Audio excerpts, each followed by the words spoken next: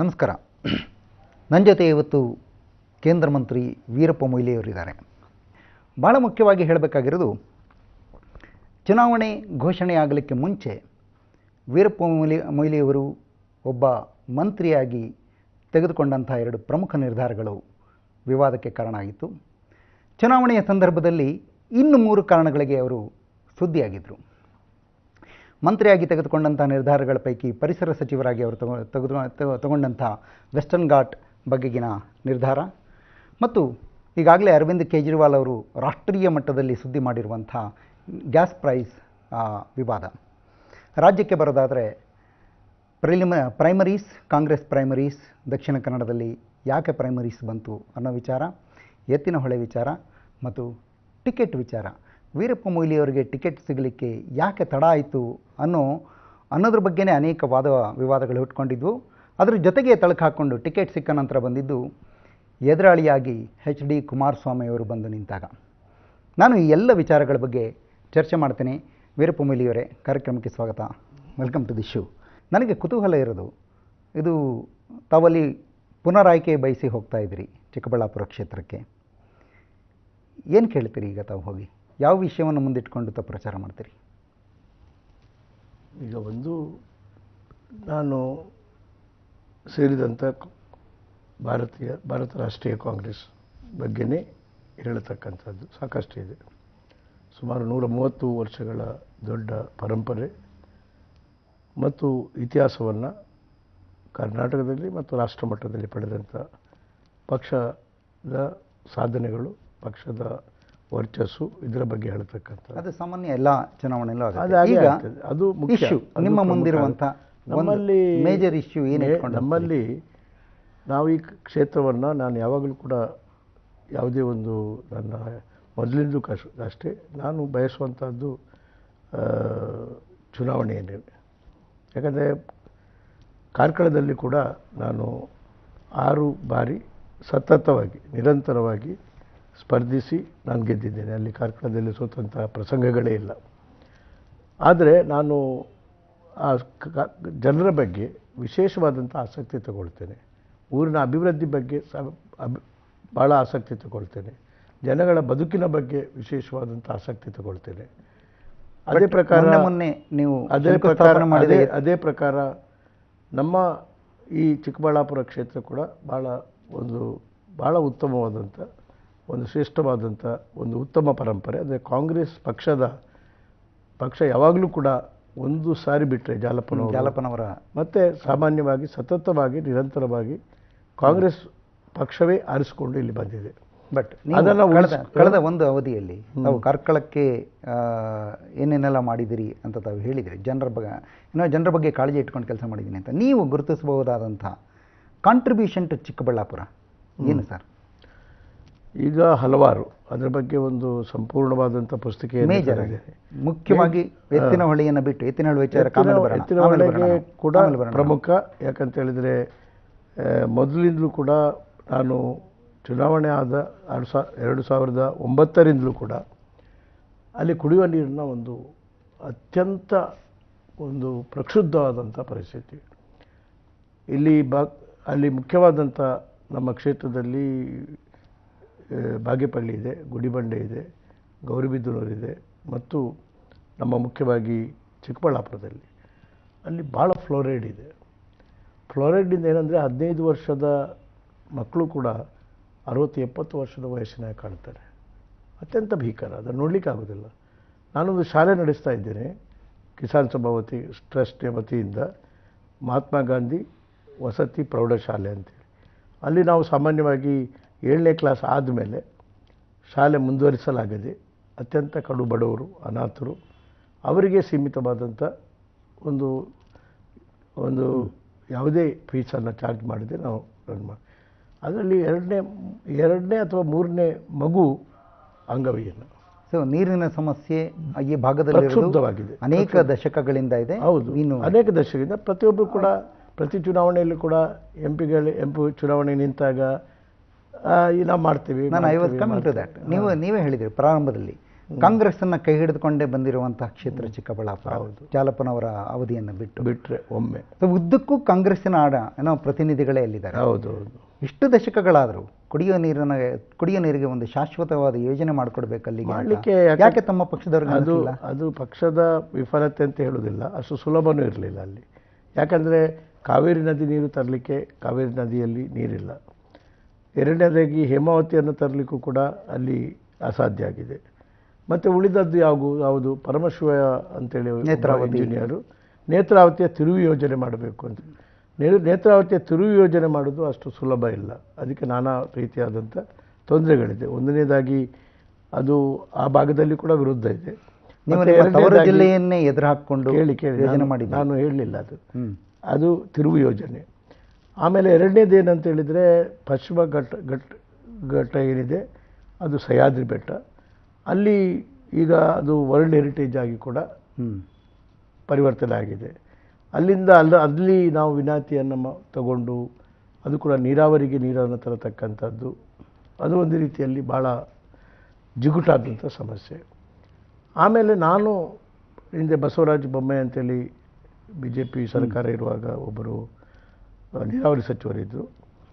ಅವರ ಜೊತೆಯಲ್ಲಿ, ಅವರ ತಜ್ಞರ ಜೊತೆಯಲ್ಲಿ, ಇಂಜಿನಿಯರ್ ಜೊತೆಯಲ್ಲಿ, WRDO ಜೊತೆಯಲ್ಲಿ ನಾವೆಲ್ಲ ಮಾಡಿದಾಗ ಇದಕ್ಕೆ ಏನು ಪರ್ಯಾಯ ಅಂದರೆ ಆ ಯೋಜನೆ ಒಂದೂವರೆ 2 ವರ್ಷದಲ್ಲಿ ಅನುಷ್ಠಾನ ಆಗಬೇಕು.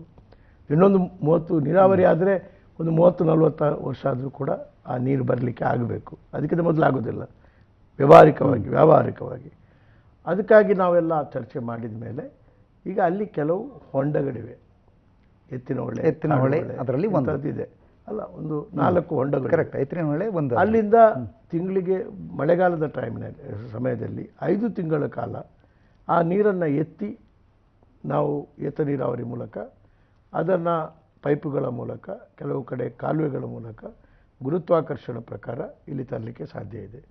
ಅದು ಕುಡಿಯುವ ನೀರಿಗೆ ಕೇಂದ್ರದ ಪರಿಸರ ಇಲಾಖೆದ್ದು ಅನುಮತಿ ಇರ್ತದೆ, ಅದು ವಿನಾಯಿತಿ ಇರ್ತದೆ. ನಾವೀಗ ತರುವಂಥ ನೀರನ್ನು ಯಾವುದೇ ಇಂಡಸ್ಟ್ರಿಗಳಿಗೆ ಕೊಡೋದಿಲ್ಲ. ಇಲ್ಲ ಇದು ಕುಡಿಯುವ ನೀರಿಗೆ ಮಾತ್ರವಾಗಿರುತ್ತೆ. ಆದರೆ ಕುಡಿಯುವ ನೀರನ್ನು ಯಾವ ರೀತಿಯಲ್ಲಿ ಉಪಯೋಗ ಮಾಡ್ತೇವೆ ಅಂದರೆ ಅದು ಬಹಳ ಪ್ರಮುಖ.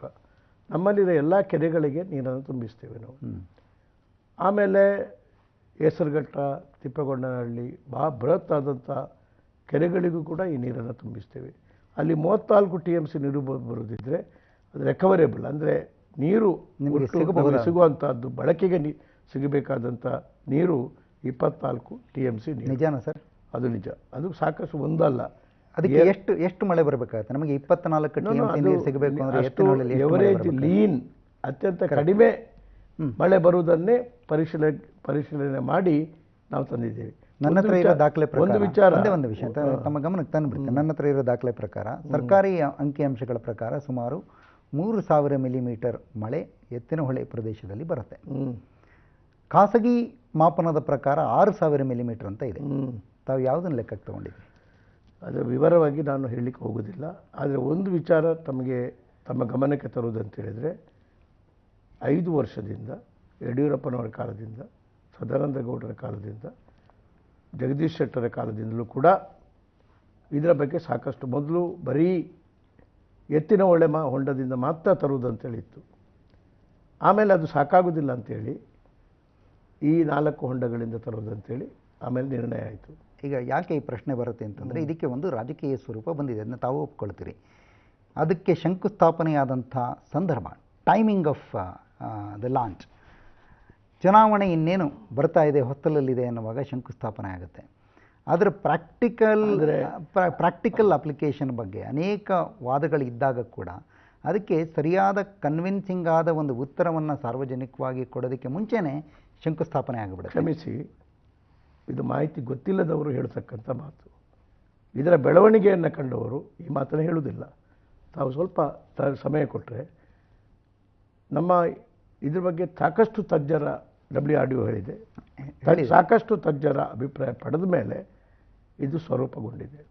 ಎರಡನೇದಾಗಿ ಇದರ ಬಗ್ಗೆ ವ್ಯಾಪಕವಾದಂಥ ಕಾನ್ಫರೆನ್ಸ್ ಹಾಲ್ನಲ್ಲಿ, ವಿಧಾನಸೌಧದಲ್ಲಿ ಯಡಿಯೂರಪ್ಪನವರು ದಕ್ಷಿಣ ಕನ್ನಡ ಜಿಲ್ಲೆಯಿಂದ ಹಿಡಿದು ಹಾಸನ, ತುಮಕೂರು ಎಲ್ಲ ಭಾಗದ ಕೇಂದ್ರದ ಮಂತ್ರಿಗಳನ್ನು, ರಾಜ್ಯದ ಮಂತ್ರಿಗಳನ್ನು ಶಾಸಕರನ್ನು, ರೈತ ಸಂಘದವರನ್ನು, ಅಲ್ಲದೆ ತಜ್ಞರನ್ನು, ಈ ತಜ್ಞ ಇಂಜಿನಿಯರ್ಗಳನ್ನು ಆ ಪರಮೇಶ್ವರಯ್ಯ ಕೂಡಿ ವ್ಯಾಪಕವಾದಂಥ ಗಂಟೆಗಟ್ಟಲೆ ಚರ್ಚೆ ಆಗಿದೆ. ಆಗ ಒಂದು ಸ್ವಲ್ಪ ಕೇಳಿ ಅದು ಒಟ್ಟು ಚರ್ಚೆ ಆದಮೇಲೆ ಏನು ಅಭಿಪ್ರಾಯಕ್ಕೆ ಬಂದರು ಅಂದರೆ, ಈಗ ಕುಡಿಯಲಿಕ್ಕೆ ನೀರಿಗೆ ಏನು ಬೇಕೋ ಅದು ಇದರಿಂದ ಪರಿಹಾರ ಆಗ್ತದೆ. ಯಾವುದರಿಂದ? ಎತ್ತಿನ ಹೊಳೆ ಯೋಜನೆಯಿಂದ. ಎರಡನೇದಾಗಿ ಸದಾನಂದ ಗೌಡರು, ಅವರು ನಮ್ಮ ಜಿಲ್ಲೆಯಿಂದ ಬಂದವರು, ಸಾಮಾನ್ಯವಾಗಿ ವಿರೋಧ ಮಾಡ್ತಾಯಿದ್ರು ಅವರು. ಆದರೆ ಅವರು ಕೂಡ ಒಂದು ಇದೇ ರೀತಿಯ ಸಭೆ ಮಾಡಿದರು. ಎಲ್ಲರೂ ಬಂದಿದ್ದರು, ತಜ್ಞರು ಬಂದಿದ್ದರು, ಎಲ್ಲ ಪ್ರಶ್ನೆಗಳು ಬಂತು. ಆಗಲೂ ಕೂಡ ಕೊನೆಗೆ ನಿರ್ಣಯ ಒಂದು ಬಹುಮತ ಅಲ್ಲ, ಸರ್ವಾನುಮತದ ನಿರ್ಣಯ ಏನಾಯಿತು ಅಂತ ಹೇಳಿದರೆ, ಎತ್ತಿನ ಹೊಳೆಯಿಂದ ಮಾತ್ರ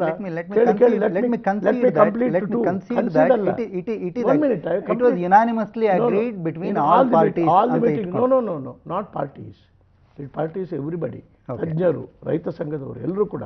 ಆಮೇಲೆ ಪುನಃ ಜಗದೀಶ್ ಶೆಟ್ಟರು ಇದೇ ಥರದ ಮೀಟಿಂಗ್ ಕರೆದು, ಆಮೇಲೆ BJP ಸರ್ಕಾರ ಇರುವಾಗಲೇ DPR ಮಾಡಿ ಎಲ್ಲ ತಾಂತ್ರಿಕ ಇದು ಮಾಡಿ ಅಡ್ಮಿನಿಸ್ಟ್ರೇಟಿವ್ ಅಪ್ರೂವಲ್ ಕೊಟ್ಟು ಕ್ಯಾಬಿನೆಟ್ ನಿರ್ಣಯ ಆದಮೇಲೆ ಅದಕ್ಕೆ ಟೆಂಡರ್ ಕರೆದು. ಕೇಳಿ, ಟೆಂಡರ್ ಕರೆದ ಮೇಲೆ ಸಿದ್ದರಾಮಯ್ಯನವರು ಅಧಿಕಾರಕ್ಕೆ ಬಂದ ಮೇಲೆ ಇಲ್ಲ ಅದರಲ್ಲಿ ಈ ದೋಷ ಇದೆ ಆ ದೋಷ ಇದೆ ಅಂತ ಪ್ರಶ್ನೆ ಕೇಳಿದಾಗ ಅವ್ರು ಏನು ಮಾಡಿದರು? ಎಲ್ಲರ ಸಭೆ ಮಾತ್ರ ಕರೆದದ್ದು ಮಾತ್ರ ಅಲ್ಲ, ಸರ್ವಾನುಮತದ ಒಪ್ಪಿಗೆ ಮಾತ್ರ ಪಡೆದದ್ದಲ್ಲ, ಅದನ್ನು ಮರು ಟೆಂಡರ್ ಮಾಡಿದರು. ಅದರ ಪ್ರಕಾರ ತಾಂತ್ರಿಕವಾದಂಥ ಒಂದು ಅಭಿಪ್ರಾಯನ ಪುನಃ ಪಡೆದ್ರು. ಆಮೇಲೆ ಆಯಿತು. ಇದು 5 ವರ್ಷಗಳ ಬೆಳವಣಿಗೆಯ ಒಂದು ಸಂಕೇತವಾಗಿ ಶಂಕುಸ್ಥಾಪನೆ ಆದದ್ದೇ ಹೊರತು ಅದು 1-2 ದಿವಸಗಳ ರಾಜಕೀಯವಾಗಿ ಮಾಡಿದಂಥ ನಿರ್ಣಯ ಅಂತೇಳಿ ಹೇಳಿದರೆ ಅದು ಸತ್ಯಕ್ಕೆ ವಿರುದ್ಧ. ಹಾಗಿದ್ರೆ ಶಾಶ್ವತ ನೀರಾವರಿ ಯೋಜನೆಗೋಸ್ಕರ ಹೋರಾಟ ಮಾಡ್ತಾ ಇರುವಂಥ ಈ ಭಾಗದ ಜನ ಮತ್ತು ನೇತ್ರಾವತಿಯನ್ನು ದೇವಿ ಅಂತ ಪೂಜೆ ಮಾಡುವಂಥ ತಮ್ಮ ತವರು ಜಿಲ್ಲೆಯ ಜನ ಎಲ್ಲರೂ ಯಾಕೆ ಇದನ್ನ ಅಪೋಸ್ ಮಾಡ್ತಾರೆ? ಎರಡೂ ಕಡೆ ಅಪೋಸಿಷನ್. ಅದು ಹೇಳ್ತೇನೆ. ಈ ಜಾಗದ ಬೆನಿಫಿಷರೀಸ್ ಅಪೋಸ್ ಮಾಡ್ತಿದ್ದಾರೆ. ಅದು ಹೇಳ್ತೇನೆ. ಹೇಳ ನಾನು ಹೇಳಿ ಪ್ಲೀಸ್. ಈಗ ಶಾಶ್ವತ ನೀರಾವರಿ ಯೋಜನೆ ಕೂಡ ಆಗಬೇಕು ಈ ಭಾಗದಲ್ಲಿ. ಆದರೆ ಅದರ ಬಗ್ಗೆ ಪರಮೇಶ್ವರಯ್ಯ ಅವರ ಅವರು ಹೇಳ್ತಿರೋದು ಒಂದೊಂದೇ ಮುಗಿಸ್ಬಿಡೋಣ. ಇದು ಪರಮೇಶ್ವರಯ್ಯ ವರದಿ ಇವತ್ತಿಗೂ ಬರಲಿಲ್ಲ, ಅದು ಆಗುತ್ತೆ ಅಂತೇಳಿ.